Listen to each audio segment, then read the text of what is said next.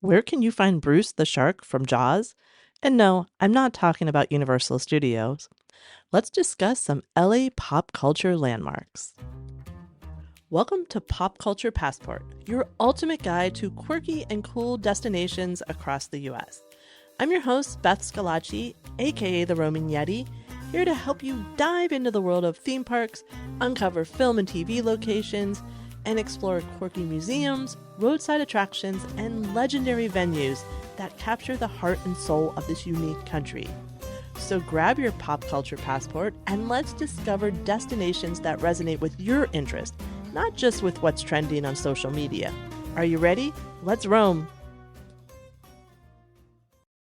Welcome back. We've been talking about our family vacation for next year, and we're heading back to LA again.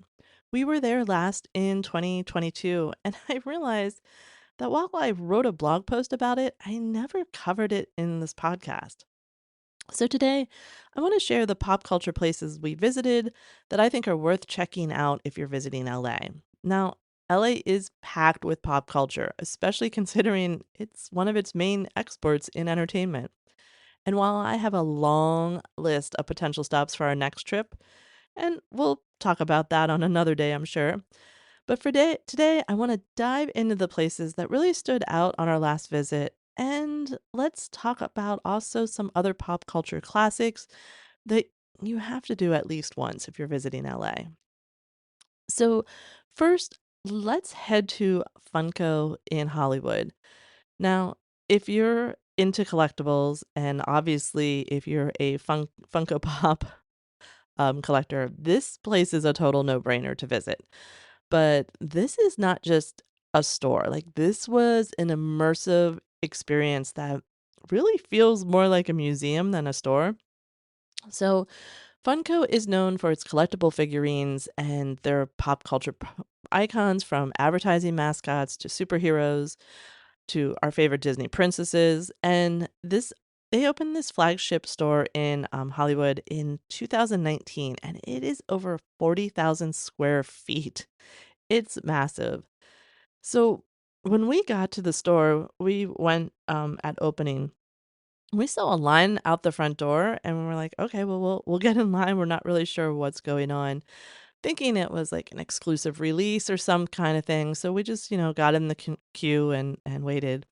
But once the store opened, we got in pretty quickly. And what we realized was they sort of stagger people going in because it you sort of wander around it like a museum. So they didn't want everyone bunching up, which was really nice. It made it a much more pleasant experience once we got in there. Now, walking around, you will see what I'm going to call life-size Funko statues, because they're like pretty much 4 foot, 5 foot. I mean, they're huge, and they have them in different cool vignettes. Like, so when we were there, again, this was 2022. They had a Black Panther setup, they had a Frozen setup, they had a ship with Little Mermaid characters set up. There was just something cool around every corner, and it was divided into sort of themes in the room. And they even have a section where you could create your own custom pop. I know they have that online now, but it was really cool to see people getting in line to check that out. Of course, there are tons of figures to purchase. A lot of them were, exclusive that may not be available in other places, from conventions or exclusive to the store. Some of my favorite figures from Pop are, they have these advertising icon ones, like the Pillsbury Doughboy, and just, like, any advertising logo icon mascot you can think of. Um, and I've been good. I have not started collecting those. I'm sticking to my Disney and Marvel ones so my office does not get overrun. But like, you like walk in with a budget or some kind of theme if you're a pop collector, because it can escalate quickly. Um, this is a total must see if you're a pop culture lover, and into especially Funkos. It's not just about shopping, it's just these larger than life displays and checking it out. Um, it's a lot of fun. So, you're probably gonna be on Hollywood Boulevard anyhow, so, just make the trip down. Now, for movie lovers, the Academy Museum of Motion Pictures is a treasure trove of film history. It's dedicated entirely to the art and history of movies. Now, this museum opened in 2021 and it was created by the Academy of Motion Pictures Arts and Sciences. Now, that's the organization behind the Oscars.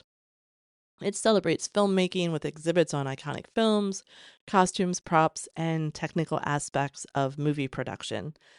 And as the first major museum in the US dedicated solely to cinema, it just offers that deep insight into Hollywood's legacy and the artistry behind the movies we love. It's a must for film buffs really wanting to dive behind the scenes.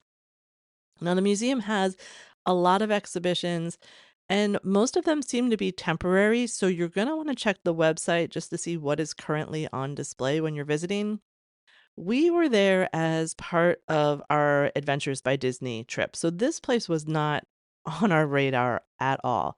But I would totally go back to see what was on display. When we were there, we saw costumes from Black Panther, an ET suit, and C3PO armor, which made one future costume designer in my family very happy. Now, the cool thing as you're riding up the escalator, there you're going to see Bruce the shark from Jaws. And that may have been just one of my favorite things there. It's such an iconic movie that you don't need to see the plaque. You know what it's from. You know who that is. You're already doing lines in your head. Like, you're like, oh, we're going to need a bigger boat. But it was it was very cool to see. Now, I was bummed the dress from Midsummer was on display at the time, but there was a private event going on in that room, so we didn't get to see it. But I will say another really surprising little thing about it was we ate lunch at the museum restaurant. It's not something I would typically do, but it was so good. It was such a lovely surprise. All in all, I would totally go back to this museum. If you are a fan of movies, this is a fantastic stop. It's just going to bring you face to face with pieces of cinema history, and it just feels larger than life. And you're just going to come away with that deeper appreciation. So definitely, if you're into movies, check that one out. Our next stop is the LA Farmers Market, which is a historic open air market known for its wide variety of food stalls and charming atmosphere. The farmers market opened in 1934 when a group of farmers parked their trucks on empty lot to sell produce to the community. And over time, it has evolved into this permanent fixture and expanded to include a wide range of food vendors and shops. Now, the farmers market has become a cultural icon in its own right. It's long been a favorite spot for celebrities and locals, offering a variety of cuisines in just this really cool, laid back atmosphere. It's right next to CBS Television City, where, some iconic TV shows were filmed, like The Price is Right and The Carol Burnett Show. Now, actors and crews would actually frequent the market a lot during lunch for, the filming breaks. For us, there was so much good-looking food there. Made a rookie mistake. We had already eaten lunch when we got there, but we still tried some vendors. We John and I tried a beer at bar 326. They had over 24 taps of California beer, so it was really we got, some that we had never had before. Julia had an orange soda float from Local Ice, which she said and still maintains that it's the best float she ever had. And I think, we narrowed it down to because they made their own orange soda. So it was fresh made orange soda from at their soda fountain and then ice cream. She loved it. Still talks about it. We took home some pastries from Dupar's Pie Shop for breakfast. That was really good. And the other big hit was English toffee from Little John's. It arguably is the best English toffee I've ever had. And just it was cool to find out you could order some online, which we haven't done yet. I keep forgetting. So I should probably do that for the holidays this year. But really, really good stuff. And like I said, the LA Farmers Market, it's just one of those classic LA spots. It mixes food, history, and pop culture all in one place. It's laid back, it's delicious, and it's just you almost feel like you're part of Hollywood and history and just grabbing a bite. So whether you're a foodie or you just love LA's history and charm, this place is definitely worth a stop. Now, the next place I was going to tell you about is the Fashion Institute of Design and Merchandising Museum, also known as FIDM. When I went to see what exhibits were currently going on so I could share that with you, I discovered that it's now the ASU FIDM Museum, which apparently is a result of a merger between FIDM and Arizona State University. There seems to be no upcoming exhibitions, so by the time you're hearing about it, this museum may be closed, and I gotta tell you, it I was really bummed about it. And so in the past, it's been a rotation of temporary exhibits, and when we were there, the collection was the art of costume design in film, and, um, we saw things from Marvel, so we saw costumes from Black Widow, Shang-Chi, and the Eternals, and it was just so cool because they weren't up in cases, like, they were like, you coulda reached out and touched, you get in trouble, but they were just right there so you could see the details and the Eternals costumes with, like you could see how they almost, like, painted on the fabric and stuff. It was really cool. Um, I'm not sure what's coming of the museum, but it's definitely a hidden gem for fashion and costume fans. So I just, you know, if you're going to LA, look it up. If costumes and fashion is your thing, look it up to see if it's still going and running. I hope it is. Like I said, it was really cool and a fun stop. So now I want to take some time to talk about some places that are very well known. You're going to know all these, but I still think are worth a stop. Like we didn't spend a lot of time at any of these. These are sort of for us those sort of passerby things, but again, it's just that passerby, you have to see them, I feel like. These are your iconic LA and Hollywood locations, and, like I said, you don't have to spend a lot of time here, but at least drive by and check them out. First up, the Hollywood Walk of Fame. Now, this is one of the most iconic symbols of Hollywood, and it stretches for 15 blocks and is lined by this number is staggering to me 2,700 stars. 2,700 stars have um, stars on the Walk of Fame. So, the concept of the Walk of Fame originated in 1950s as part of a broader effort to revitalize Hollywood Boulevard. So, this idea was spearheaded by the Hollywood Chamber of Commerce, which wanted to honor the icons of the entertainment industry while also boosting tourism. So, the initial design featured caricatures of celebrities, but these, of course, were replaced by the now famous star shapes, which are a little easier to, to do. Um, and while the Walk of Fame was a hit with tourists in the beginning, the project faced controversy early on. Some stars resisted being part of it. There were disputes about who should be honored. Additionally, the boulevard started to experience a period of decline, and the Walk of Fame wasn't initially enough to revive that area. But over time, it became an internationally recognized landmark, and today's celebrities still vie for a place among the stars. Like I said, there are now over 2,700 stars, and the stars ceremony is considered a major event. To receive a star, honorees must be nominated, a selection committee must approve them, and the celebrity or their representative must agree to a fee, which helps maintain the walk. We didn't walk a lot of the Walk of Fame, but it was fun to walk and read the names as you went and pointing out ones we recognized or thought were cool.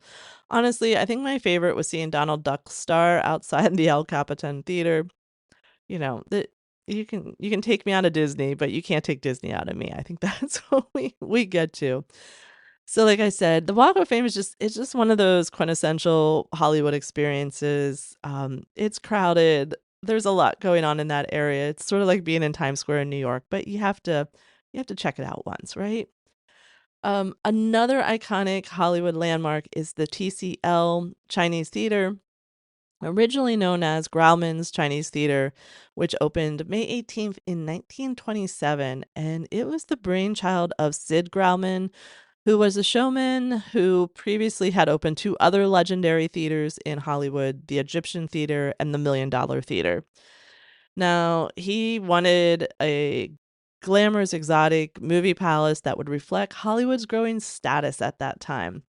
So, from the beginning, the theater became synonymous with Hollywood glamour, hosting the most high profile premieres and events. And the first film shown at the grand opening was Cecil B. DeMille's The King of King. One of the theater's most iconic features, though, is the forecourt, where stars began leaving their handprints, footprints, and signatures in cement. Now, it's said that the tradition started spontaneously when silent film star Norma Talmadge accidentally stepped in wet cement during construction. Sid saw the potential for lasting tradition, and since then, over 200 celebrities have left their mark. In 2013, the theater was renamed TCL Chinese Theater after the Chinese electronics company, and the theater underwent major renovations and now has an IMAX screen, which is said to be the largest IMAX auditorium in the world. This, from the outside, it's beautiful. It's another one of those centerpieces of Hollywood. It's also in Hollywood Studios at Disney World. We didn't go see a movie or go in and anything, but it was just, again, as you're walking on the Walk of Fame, go by and see it. It's just one of those things that you have to do. Now, the next up is the Hollywood sign, which by far is the most recognizable landmark in the maybe not in the world, but definitely in the US. Um, I don't know that I want to put it up against Eiffel Tower in Paris, but it has come to symbolize the entertainment industry and and dreams of those who want to get in it. So the Hollywood sign was actually originally created in 1923, and it was a temporary advertisement for a real estate development called Hollywood Land. LA was booming at the time, and developers were eager to sell new homes up in the hills.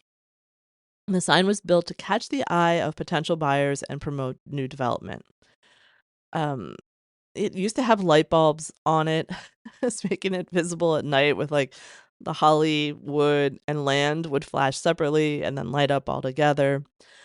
But at the same time, Hollywood was quickly becoming the film capital of the world, and the sign just sort of became this beacon to the burgeoning movie industry, not just a real estate sign.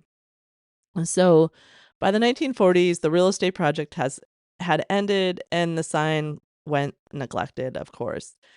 But in 1949, the Hollywood Chamber of Commerce stepped in to help maintain the sign, and they also agreed to remove the land portion off of it, so it made more sense at that point. You know, it's it's been there forever.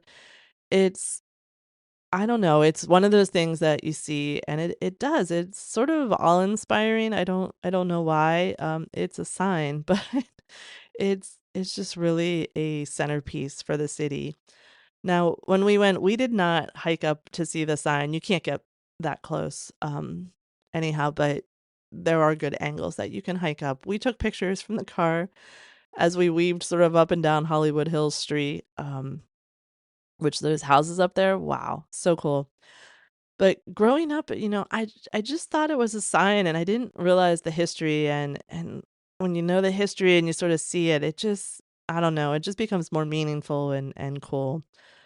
Maybe we'll take a hike on the next trip. I don't know. It seems like it'd be sort of cool to see from that angle as well. But, the Hollywood sign is it's one of the most visited items that just feels larger than life. Whether it's your first time or your 100th, it's just a landmark that represents both the history and dreams of the film industry and those that want to be in it. So, next time you see it, now you know a little history behind it, might make it a little more fun. I don't know. So, with that, we sort of did our LA tour, and I want to share my Yeti's pop pick for the week. And It's something that I just learned about, and I wanted to share given that I talk a lot about museums. I love little museums, I love big museums. If it's pop culture or quirky, I'm there. But I want you to know that on Sunday, December 5th, December 1st, man, Sunday, December 1st is Museum Store Sunday. Um, this is not sponsored. This is just something I heard about. According to their website at museumstoresunday.org, Museum Store Sunday offers a special shopping experience in one-of-a-kind stores showcasing broad assortments of highly curated, unique mission-related gifts. So if you're looking for a cool gift and, you know, it's a place that I don't think about going unless I'm in the museum, but it's so smart. It's such a cool idea. So, look for a unique gift, maybe even a membership to a museum. So on Sunday, December 1st, on the website of, again, that's museumstoresunday.org, you can look for participating museums in your area. You can also do online shopping through their site. I think this is such a cool way to support our museums, um, and find some unique gifts for your loved ones. So, check that out. And with that, we add another stamp to our pop culture passport. I hope that this episode inspires you to get out and explore all that is quirky and cool, even in your own backyard. Follow, download, and subscribe so you don't miss future episodes. Tell a friend and leave a review if you like what we're doing. It really helps the show grow. So please, if you like this, if you found something useful that I've talked about, please leave a review on Apple Podcast. I'd really appreciate it. You can also follow me on Instagram or Facebook. Just search for The Roaming Yeti. Remember to keep roaming and finding your fun.